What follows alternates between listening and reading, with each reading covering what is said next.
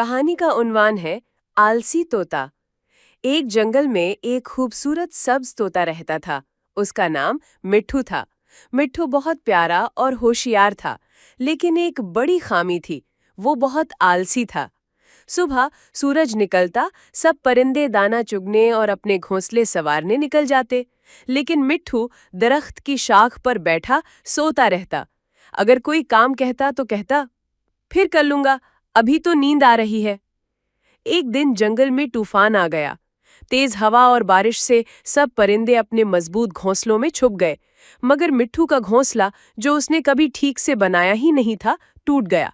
वो बारिश में भीगता रहा, थर थर कांपता रहा। सुबह जब सूरज निकला, मिट्ठू बहुत बीमार हो चुका था।